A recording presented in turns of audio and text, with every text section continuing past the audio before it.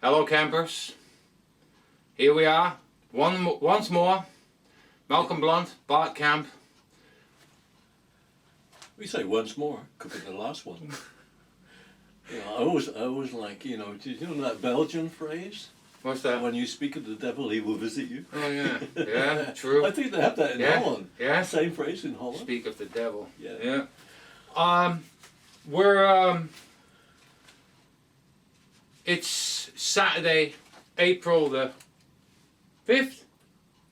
It is. Yeah. Correct. Yeah. April the 5th, and of course we've had the release documents in the last few weeks, since the middle of March, and also of course the hearing that was happening on April Fool's Day, no less.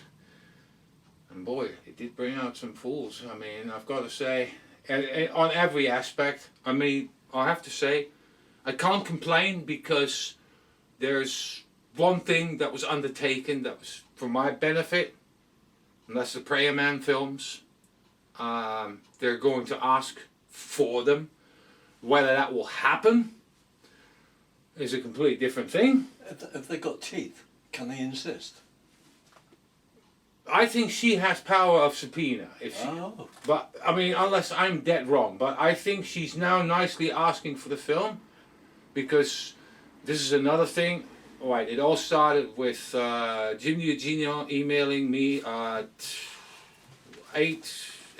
days ago and said, hey, what can you show me about the movies, the NBC films made by Dave Weekman and Jimmy Darnell, and who NBC who basically stored these films in their head office or dungeon or basement or whatever. And NBC has been notorious for not cooperating with any research whatsoever, always saying, hey, we stick with the Warren Commission and that's that. And now all of a sudden the films are being talked about, and so Jim Eugenio emailed me and says, what have you got that can tell me that these films are with NBC? So in my book I described that, but I just went through the details a little bit more and sent that to Jim Eugenio, and he was going to pass it on to Oliver Stone. At the same time, Larry Schnapp said that he wrote a letter to Congresswoman Lana, and as well at the same time.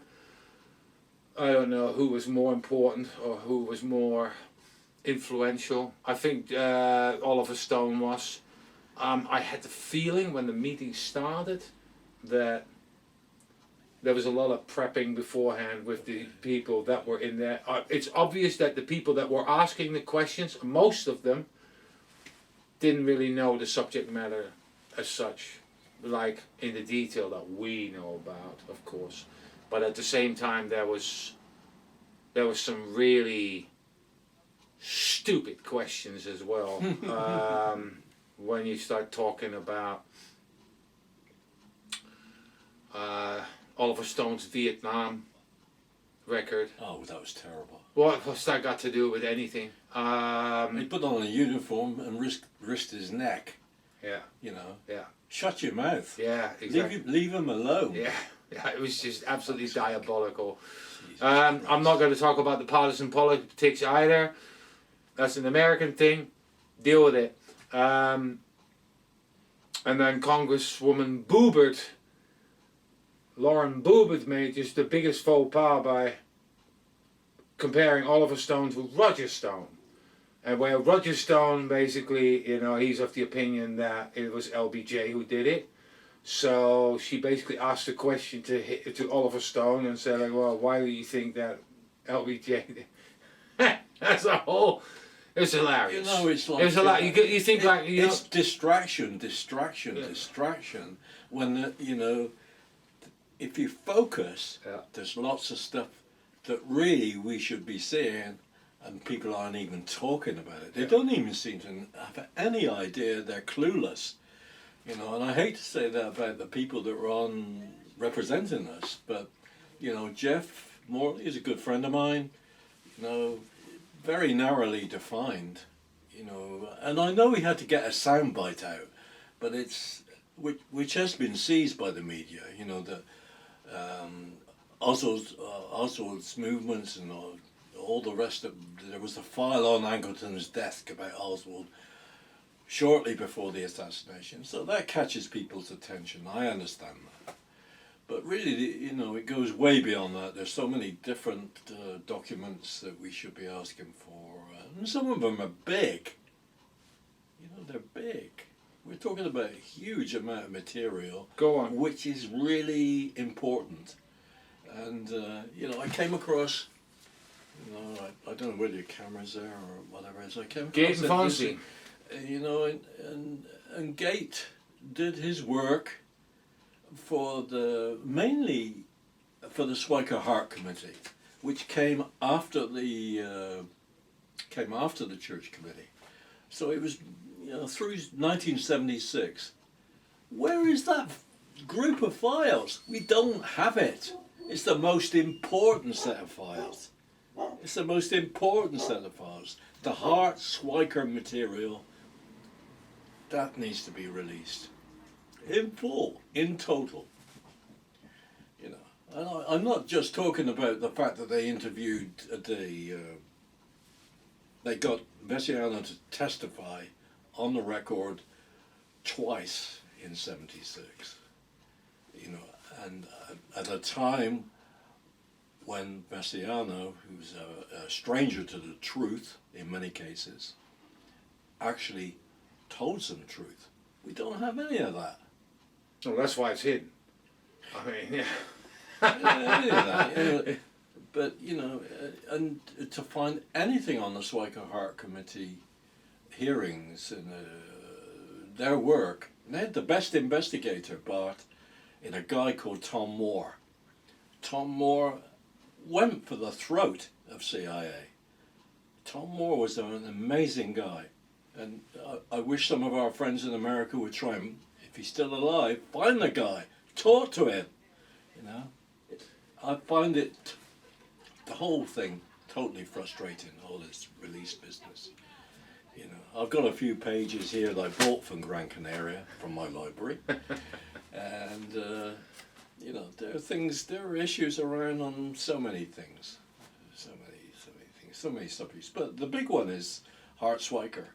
And that's within, you would think, that's within this committee's jurisdiction. They can go to the SSCI and say, let's release the Hart Swiker materials in total. I did find a page, one page in the new releases when I was just dotting around on this. I thought, God, that's interesting. One page of the people they interviewed, you know.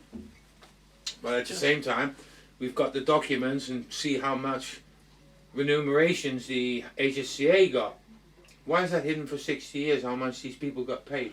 I don't know. I mean, I think it's to a certain extent the agency CIA shot itself in the foot. You know, and there's bits of me that are sympathetic to CIA. You know, and people go say, sympathetic to CIA? Well, you know, I've had to grind away at National Archives, and I found of all the agencies, apart from the FBI, I'll grant you, the FBI, they have been pretty proactive in releasing stuff, you know. Now, you could say a lot of that stuff is irrelevant, which it is, but they did put a lot of stuff out there, you know. If you go and look at what the DIA put out, 3 boxes, 3 small fire boxes, when they probably had a truckload or 10 truckloads. And some of these agencies were allowed to get away with it. DIA was one, US Customs is another. Yeah. Don't get me started on that. And then, you know, when you look at, you know, some of the other agencies, INS, they put a bit out, you know, but, oh God. It's NSA, 4 boxes, 3 boxes, sorry. And the NSA is allowed to get away with the fact they have a JFK investigation file which they've never released. You know, where is it? They don't even acknowledge they have it, except in correspondence with J.D. Rankin. Then they tell him they got a JFK investigation file. They wouldn't put that in a shredder. They got to keep it, but they ain't going to release it. That's when you and I spoke about this last week as well. We exchanged an email, and then and that made me think, and I go, okay, what's happening with this hearing? And I would have expected from one of them to say, "Yo, man, this is missing, that's not there. Where's no, this? you're quite Where's right. that?" You're quite right. There's not, there's nothing there to say that. I mean, maybe that's the next step. I mean, I think they're asking people to write in or, to send them stuff. But I mean, they're going to get overwhelmed with trivia and stuff that doesn't matter. The Schlesinger memo is interesting, and it's all fine that it comes out, but if that's all you've got to mention with regards to like what's come out since 2017, you should have had a list, and you should have just said, "Hey, since 2017 we had this, and this, but we're missing that, and that." You could have done that in 3 minutes, and it would have been done. But what do you say about the Schlesinger memo? Why is it important? It's important because you see in that memo the fact that the US State Department, almost 50% of the US State Department was staffed by people with connections to CIA. I mean, this is just, it's jaw-dropping. It is jaw-dropping. And then if you focus your mind just for a second, Bart, you think about it. How deep did the penetrations of the State Department go? And I did an essay for the AARC, which I think probably Alan posted, about Richard Snyder. So here's a Foreign Service officer. Really? A Foreign Service officer? He's in place when Oswald comes across to defect. There he is. What is he? State Department or CIA? His agency. Yeah, you can say it, but you have to prove it. I thought you did. I thought you picked out the documents. Hey, yeah, there you go. Yeah, but the documents that didn't include, and stupidly didn't include on that. I mean, I think a key document is that 2 days or 3 days before Oswald walked into the embassy in Moscow, Snyder wrote a memo to a guy called D.E. Boster in the State Department in Washington, D.C.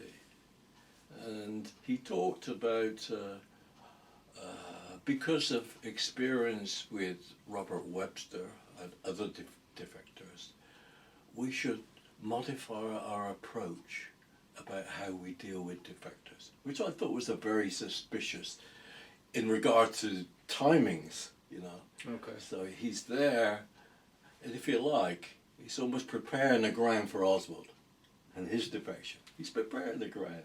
You could see that. So there's a lot of things we can get from the Schlesinger memo if you look deeper. If you have to look deeper. I mean, it's... Well, which JFK researchers don't do. You just think of that as a bombshell moment. Here's the future alleged assassin of President Kennedy defecting in Moscow and meeting with someone I'm pretty convinced was a CIA officer. And he's there seeing Oswald as a Foreign Service officer for the State Department. That's a bombshell moment. Mm. And then people are going to say, well, prove it. It's a tough thing to prove, It's a tough thing to prove. But when you look at the personnel, of course, the personnel file, Snyder was gutted. Well, consolidated. That's the term they always use. Consolidate. You know what that means? Take out anything incriminating from the fucking file. That's what it means. But they slipped up. They left things. They left flags in the file. And then, of course, they have to justify themselves to the HSCA. The HSCA, I must admit, they tried hard with Snyder. They did try hard. But unless you do the work in the ditches, and I'm so pleased there are people popping up, well, I think there are people popping up that are emphasizing the importance of understanding the internals, the CIA internals, how things work, how things really work. You know, the systems, the structure, everything. You know, this guy, Robert Montenegro, he's put out stuff, and I think that's really good. That's really helpful that we have stuff like that, and that people very late in the game understand how important it is. Because what happened was with the HSCA, they struggled. You know, they asked about Snyder. They went to the Office of Personnel, and they tried hard, you know, to get some serious responses from that. But even Fritz Janney, who was in charge of the chief of the Office of Personnel Management inside the CIA, when the HSCA was actually trying to get into the story, he couldn't work it out either. I mean, he's the guy in charge. He's looking at everything, he can't understand it. And you see repeated again and again with Fritz Janney, who's in charge of the Office of Personnel files. He emphasizes official, the official file. You know, that's a signpost. Official files, unofficial files. So, but he couldn't answer the queries. In the end, it was left to the director of operations liaison guy, Norbert Schepanek, and Shep managed to stitch together some very obfuscating, opaque reply, which you know, if you look at it and you don't understand anything about the system, the structure, and how anything works, it looks reasonable. You look at it and you say, oh, well, that's answered the question. It doesn't answer that question. It just leaves you with more questions. So, yeah, I think, you know, I'm pretty sure I could prove that Snyder was dirty. Well, that's a bombshell moment, I think, you know. But there were always other things, you know, like people can't seem to get their head around the fact that 2 + 2 is 4. You know, when Oswald defects, there was a subversion of the dissemination, you know, to actually get the documents that are coming in from other government agencies to change direction. You have to go to another compartment of CIA, the mail logistics, and you have to make a request. There's a bloody form. It's called a Form 1684, and that's a change in cable reference and a change in dissemination. That's what you have to do. And even the Office of Security had to do that. Everybody had to do it. And so that's what happened. Oswald's material, instead of going to the Soviet Russia division, went to the Office of Security Research Staff, as it happened. And then it sort of drifted because the Security Research Staff is joined at the hip with Angleton's CI SIG. The information was shared. It was in the loop between SRS and counterintelligence, SIG. But people don't seem to understand that. They don't seem to understand the significance of it. You know, even my friend Jeff Morley and Larry Hancock and other people, they just don't understand this stuff.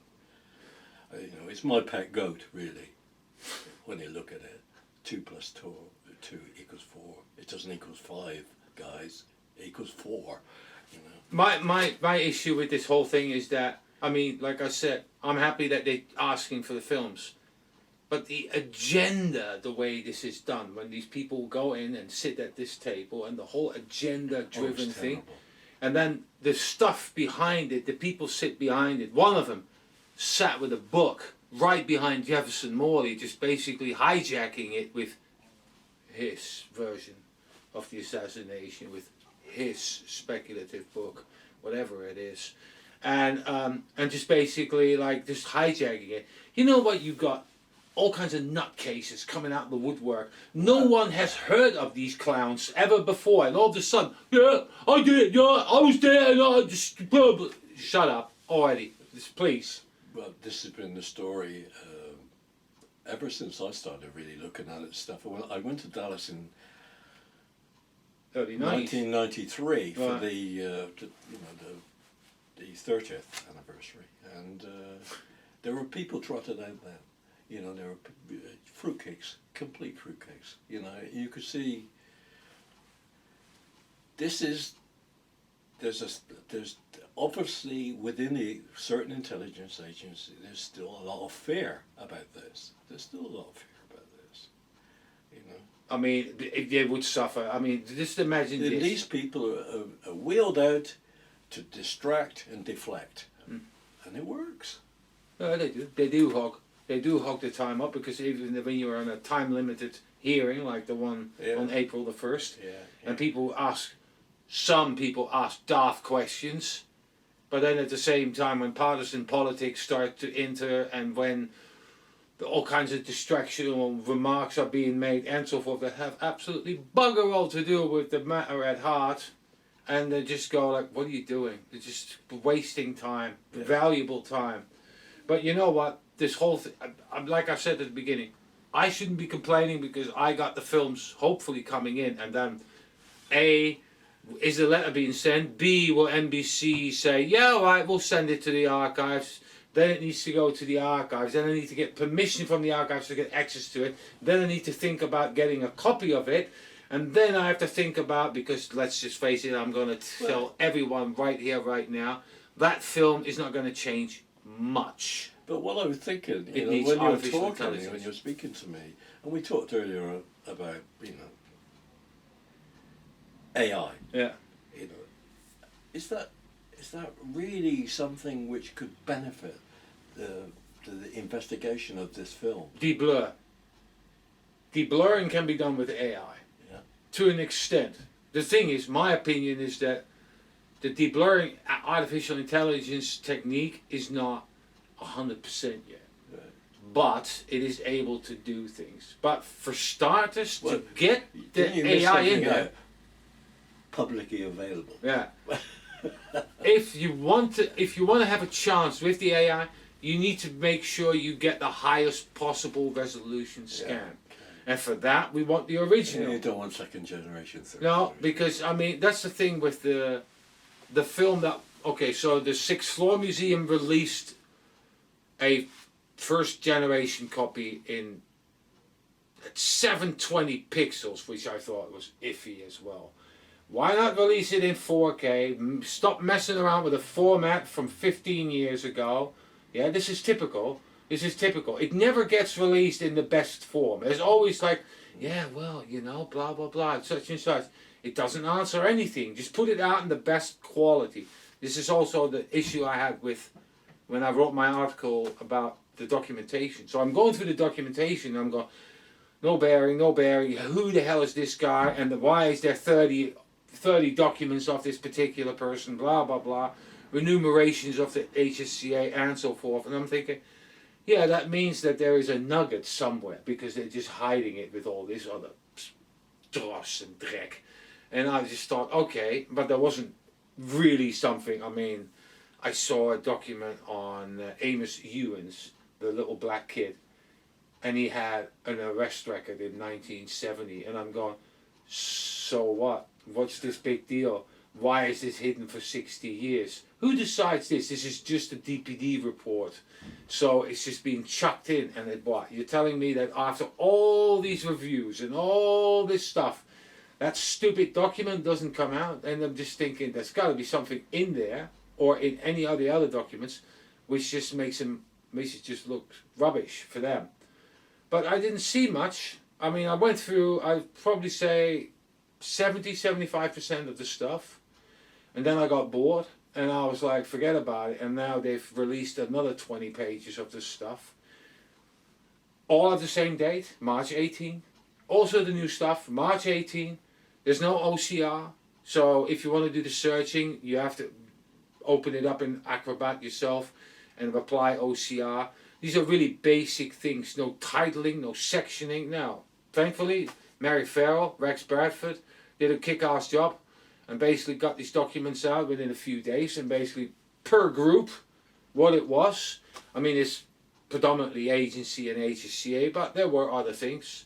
And but you know, I knew right away from the word get-go, it's like, I'm not going to get anything out of this, or if there is, but I did think, no, have a look, make sure, you know, that if it's all in there, blah, blah, blah. And, you know, some of my friends have looked, and we all agree I can't find anything, but our hopes are on the 2,400 documents or pages, whatever it is these days, on the FBI files.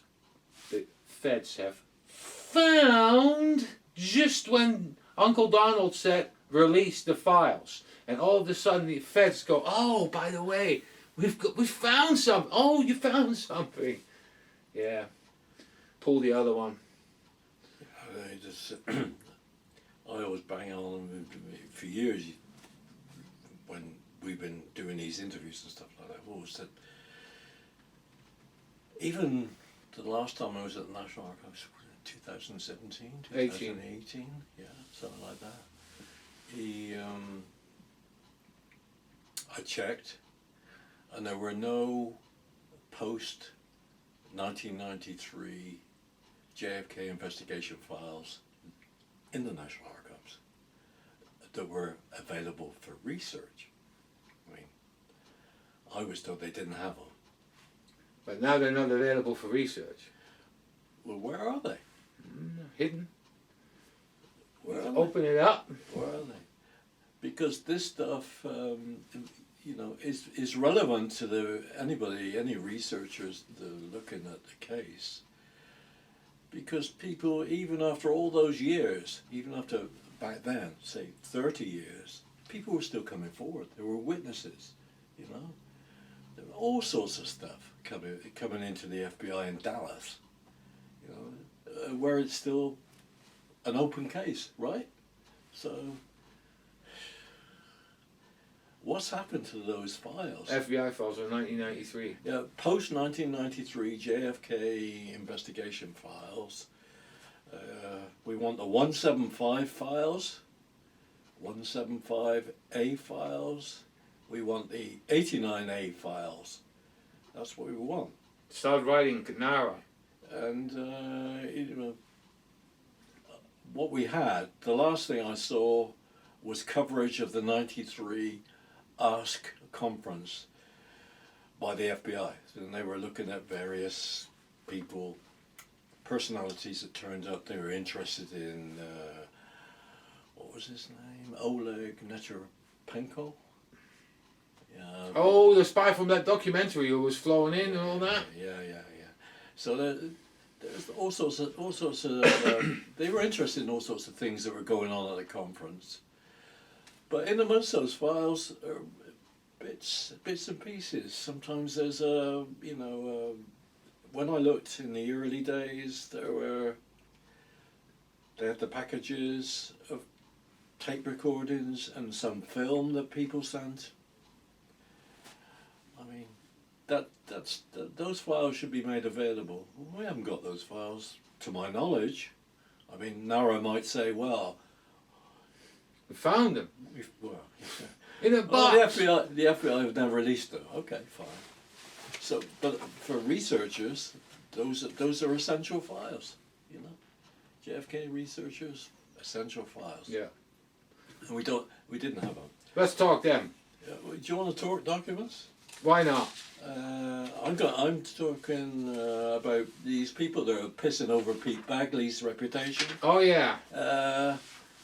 Here we go. Interview with Golitsyn, and what I found was every single time I tried to get a piece of Golitsyn's interviews or his testimony, it was classified.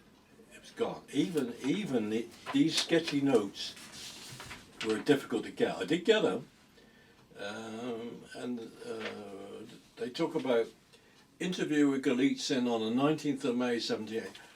The CIA has been roadblocking and blocking Golitsyn's, not only Golitsyn's testimony, multiple testimony and interviews for all these years, but also Peter Deriabin. And what we have is a total CIA roadblock on anybody that spoke out against Yuri Nosenko. They don't want the stuff released. They didn't want it released. They don't want it released. Ask yourself some questions about that. The RIF number is 180 101. Those are just notes. 10142 10481.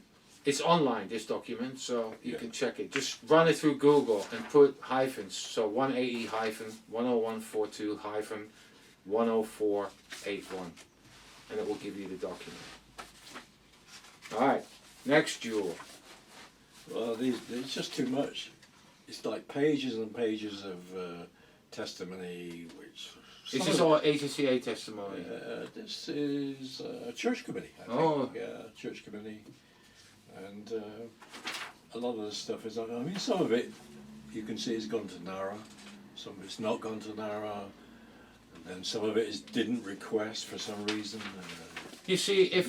Being processed, all this stuff. The people should have had this in it. front of the Look committee at it. and just go, Look at it. here you It go. goes on forever. Goes on forever. Here we go. Here we go. Well, I think Rex has got this. I did send Rex Bradford this years ago. They came out of Ron Harron's files, and it's like all the stuff, much of the stuff, which is missing from the church files. So Here's that.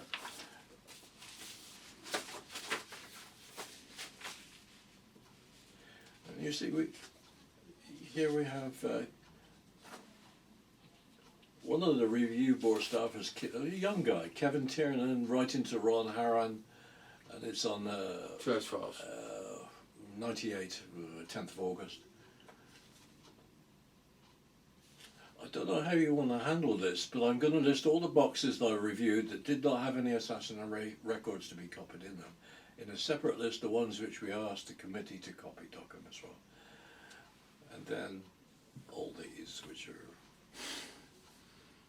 And then, I mean, there's a problem for this, with this. Judge Tunheim, that headed up the ARB, has said publicly on many occasions all the church committee files should be released in total. And I agree with him. I agree with him. You know, when they did their internal search, the SSCI, they found 40 boxes. And then the ARB went down with 5 interns for 5 working days, and they found 16 more boxes. 16. 16, yeah. Those church committee files should be released. I'm sure there's a lot of material still in there, you know. Of course there is. Here we go. Tell you what, I'm going to scan all this in, and I'll put a link in the description. You can download this. Okay. So, you know, in my library in Gran Canaria, I was fiddling through documents. I've got actually that is the last project I'm going to do, which is like to write about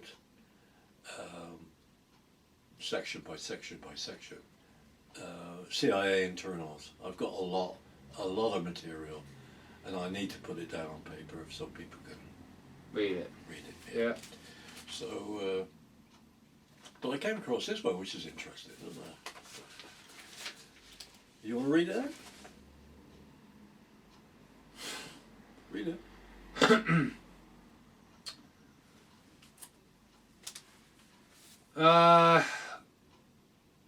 Set forth below is a short chronology giving the location of the passport office during the period in question and the procedures in effect to safeguard its records. Right. The passport office was physically located in the Matomic building, Yeah. 1717 H Street, NW, from September 55 to August 60. Now, what have I written? And that says here, location of CIA OOCD. What is that? That's contact division. Okay. Right, now, think about this for a second. Oswald's defecting, right? Yeah. The passport office is in the same building as the CIA. Their offices are probably next door to each other. Yeah. Well, I think that's an extraordinary little document. While in the Matomic building, the entire passport office space was protected after hours by an anti-intrusion system. The building was also under 24-hour guard control. The move from the Matomic building to the State Department building was made on Saturday and Sunday, August 21, 1960, under security procedures approved by the Department's Office of Security. Since its installation in the State Department building, the lookout file has been located in a room to which access is limited during working hours. After working hours, the room is secured by a combination lock and is guarded by an ADT protection service and by the department's guard force. The security system evolved for the protection of this space in both buildings were examined and approved by the department's Office of Security. So what you have there is you have, you know, in cahoots. it's very convenient. Yeah, very conveniently, the passport office next to the, you know, a major component of CIA. I remember that when people asked State Department officials that work in Moscow and said, how on earth could Oswald have obtained a passport, a new passport to travel back from the State Department? They said, we didn't have procedures in place that would basically go against that or prevent that or hang him as a traitor as such, you know? So, and I was just like, that's really odd, because you must have something in place that if somebody allegedly renounces his citizenship and then when he wants to go back gets a brand new passport and a loan, let's not forget the loan, to go back to the United States. Yeah, right. Then when you read something like this, it's in the same building, you're going, forget about it, it's all rigged. Very convenient. The whole thing is rigged. So, this one is like... What's this? Also Russian period. This is about, you know, when Oswald travelled to... he went to France and then to...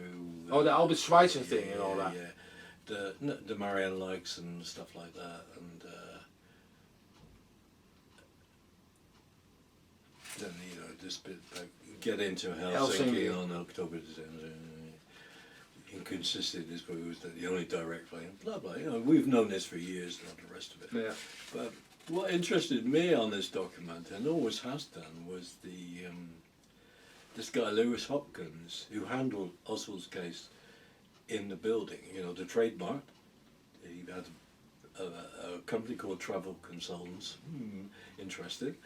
And then we're talking about this. Allegation, he was asked to explain the allegation. He told Oswald he would accept a personal cheque from Clay Shaw, Obley and Gorey, for the fare.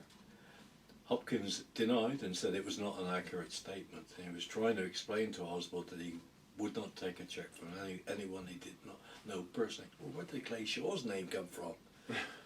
And then he admits, well, he knew Shaw and Gordy, socially and professionally. So...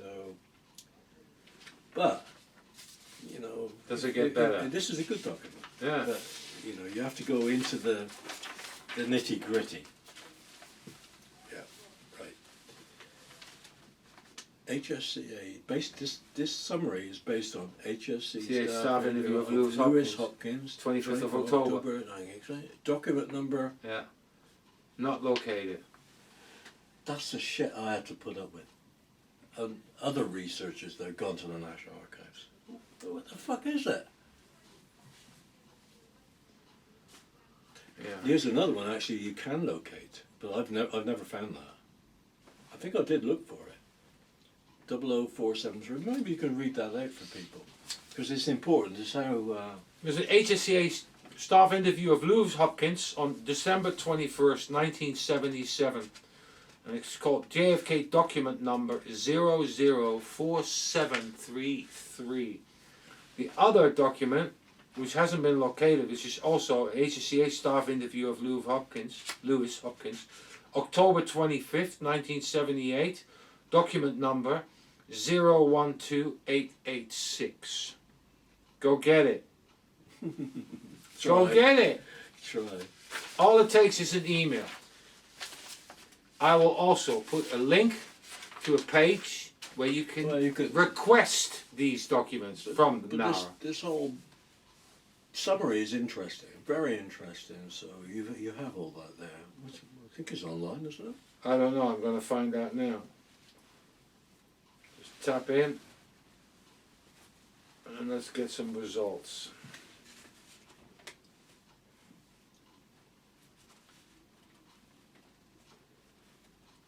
You know who's been really relatively quiet last couple of days or week?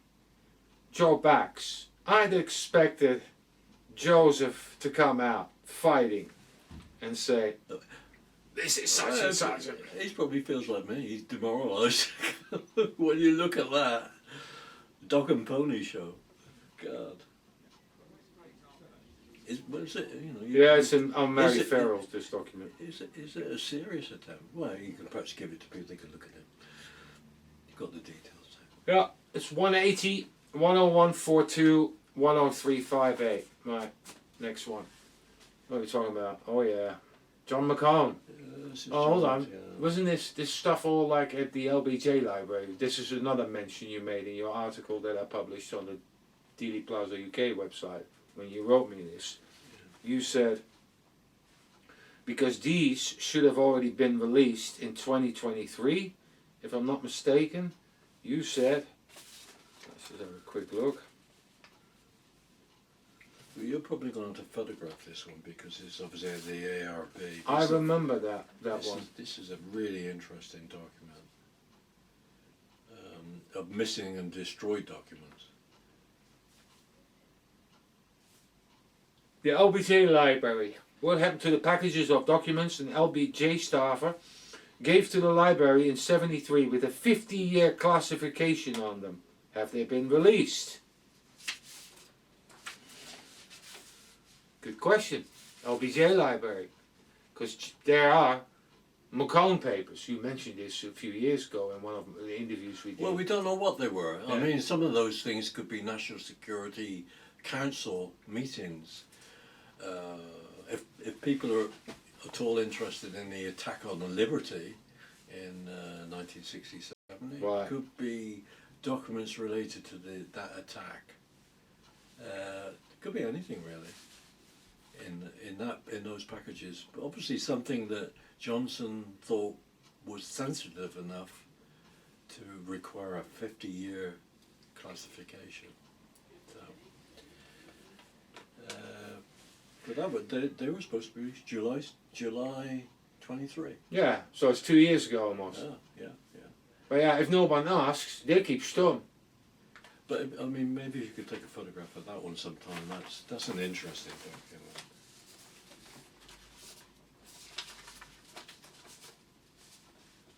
Okay, I'm going to read some of this so we know what's going on. This is from July 17, 1998.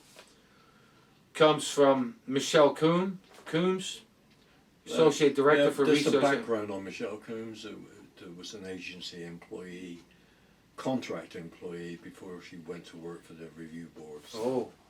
Well, let's say that's interesting.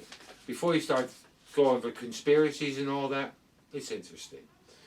Up to writing to Jeremy Gunn. In response to ARB's informal request, CIA-IR-28, The CIA provided a complete box and folder index listing of the files of Director of Central Intelligence John McCone. Files believed to contain documents of relevance to the assassination of President Kennedy were chosen. I was given complete access to the files I chose. McCone's existing records consist of memoranda, briefing reports, and transcripts of meetings held in his office. The CIA was unable to locate any original tape recordings from which the transcripts were described. Of course not. According to the box and folder index listing of McCone's file, McCone did not maintain files on the assassination. Can I go back there? Where you talk about tape recordings? Yeah. If you go to the JFK files, which they did release some of McCone's stuff in, I can't remember the file numbers. There are transcripts of phone calls between McCone and people that called him and he called. So there are a few transcripts, but we don't know how many transcripts the CIA had. They haven't released. So, you know, they could talk about tapes, but there's going to be, if there's no tapes, there's going to be transcripts. So it's put into transcripted form. Tapes. Okay. According to the box and folder index listing of McCone's files, McCone did not maintain files on the assassination of JFK. The investigation, Lee Harvey Oswald, or the Warren Commission. McCone records do include memoranda, briefing reports, and transcripts of discussion on Oswald, the assassination, and the investigation. These records were marked as assassination records for review and processing for release to the National Archives. Notation and sheets of missing, destroyed. No. Of the missing or destroyed documents, only 2 refer to the Kennedy assassination. One is dated November the 26th and is called Date of Meeting, November 26th. Participants, DCI and Bundy. I've known of McGeorge Bundy since probably the early 80s when I read a book. And then I read also somebody making a mention that it was Bundy who cancelled the airstrikes on Cuba because they were dying, because the boys were all stuck in the Bay of Pigs, etc., etc., and they needed air cover. And it was in that book it was asserted that George Bundy countermanded the actual order to get airstrikes going. Yeah, I think that was like it was handed off by Cabell to Bundy, and I think Bundy at the end of my understanding was the person that really pulled the plug was Bundy. Interesting character, to say the least. Yeah. So that's one thing. The second document is described as date of meeting 19th of May 64. Participants DCI, J.J. McCloy, dinner at residence regarding Oswald. The second document is annotated destroyed January 28th, 1972. Both documents were noted as missing when the files were reviewed by CIA historians in November 86. The description of both documents were designated as assassination records.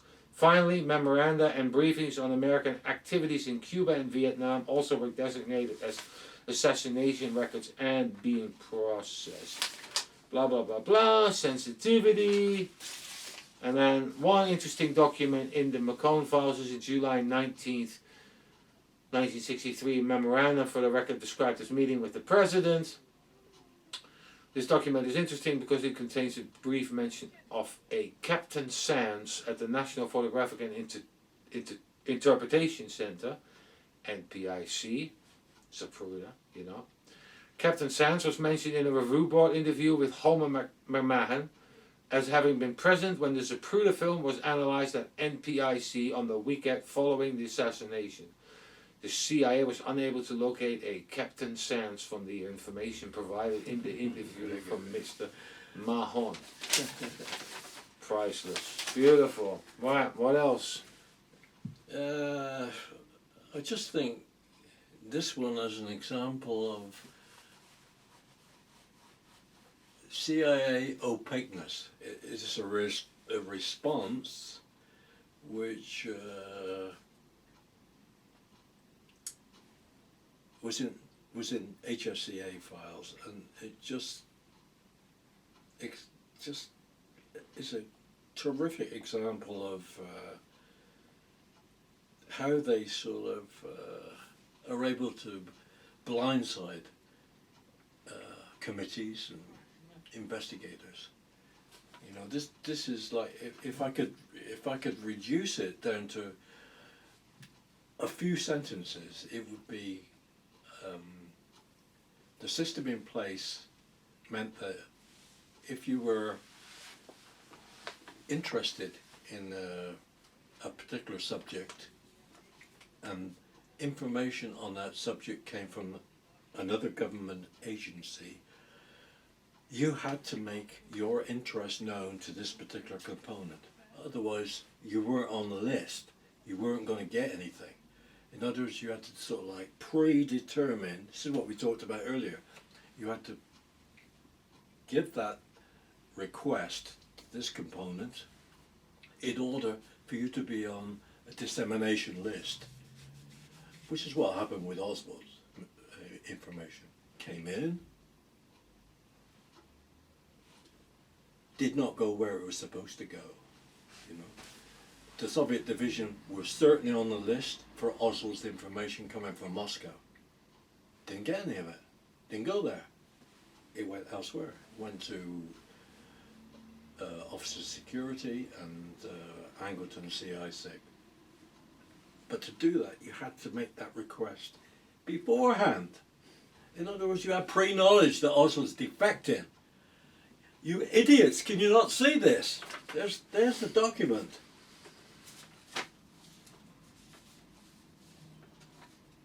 This is from H.C. Eisenbeis, Director of Central Reference, as OCR dissemination of non-CIA documents from 1953 to 63. This is written on, or it's stamped on, marked September 1878, so that's at the end of the HSCA. This memorandum responds to your request for an explanation of OCR dissemination and record-keeping procedures for non-CIA documents received during the period 59-63. Correct. In OCR, both CIA and non-CIA documents have always been disseminated based on formalized written dissemination requirements received from customer offices. Correct. Document service may be requested by subject, geographic area, document or series, or simply reflect requests for reports produced by specified source agencies. The dissemination requirements submissions must be in keeping with the mission and functions of the offices requesting services and approved by an authorized official from those offices. Requests for document services from 59 to 63 followed the foregoing procedures. Documents have always been received from non-CIA agencies based on CIA dissemination requirements Correct. submitted to them. Reports are usually received from non-CIA agencies in sufficient copies to effect dissemination within CIA. Let me stop you there. Yeah. The very first piece Sentence. of paper that comes in Yeah. from the State Department to CIA has got a box. In a box it says 15. That's 15 copies. That's exactly the procedure.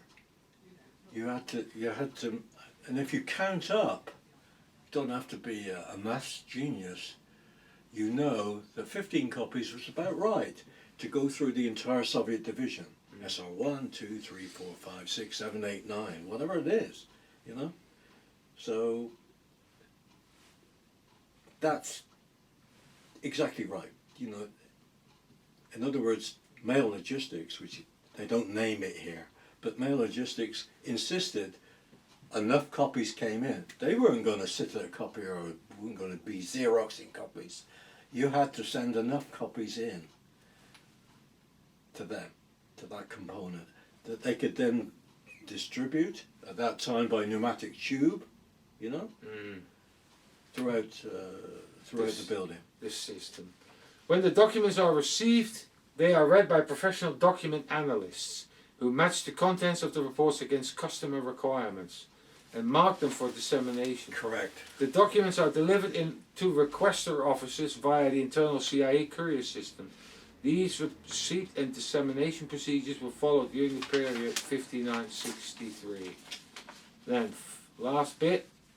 Dissemination records for non-CIA documents sent to CIA requesters by OCR are maintained whenever one or both to the following conditions exists. The national security the national security classification of the documents is above a certain level, and 2, the documents are of a type subject to formalized archival storage regulations. Archival retention of records relating to document dissemination is currently established at 5 years. Records of dissemination for records received from 5963 should have been destroyed prior to the records destruction moratorium presently in force.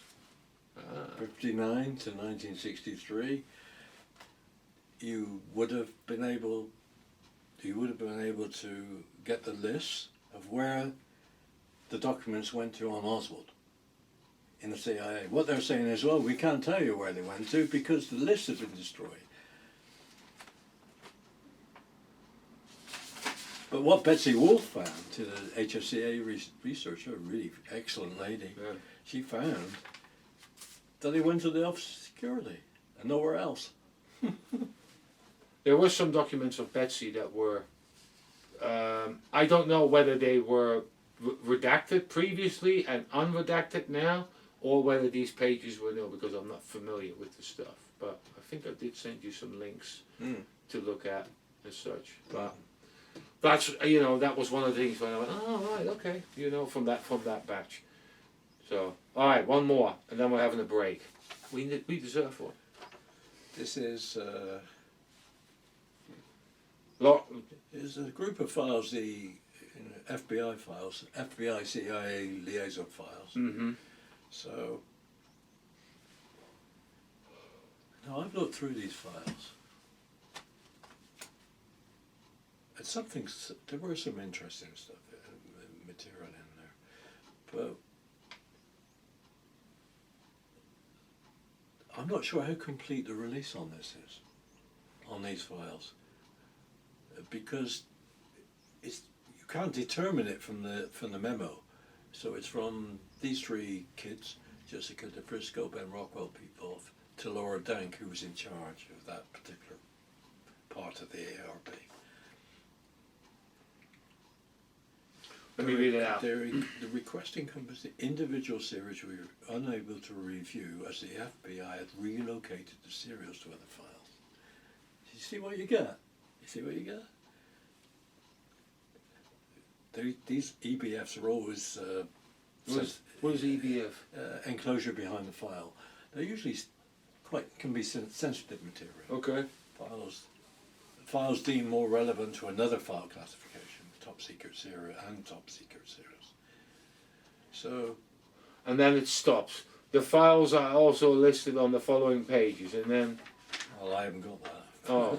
But. Okay.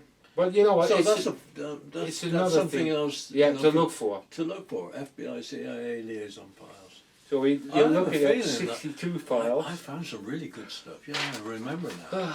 You know, this is the one where there were documents about scroll on the documents.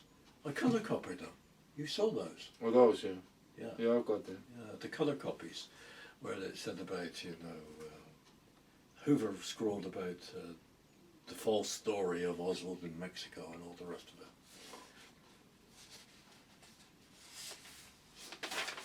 Okay. Right, no, let's have a break. Yeah? Well, where are you going? No, we'll just have a break for 10 minutes and then we'll talk. Oh, is it a comfort break? Yeah. Part 2 to follow.